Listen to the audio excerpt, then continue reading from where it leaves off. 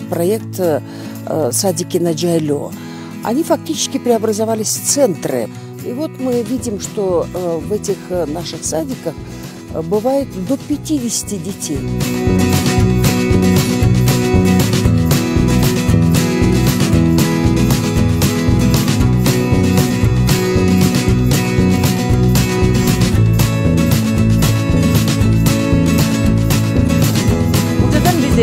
Именно ошо мектептегидей же бала бакчадагыдай окутпай, кимдин эмнеге шыгы болсо, ошону өнүктүргөнгө аракет кылып атабыз.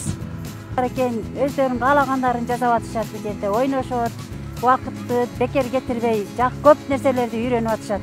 Мен балам жакшы эмелерди үйрөндү, ойного, эме жасаган сүрөт тартканды, жакшы эмелерди үйрөндү, ырдаганды.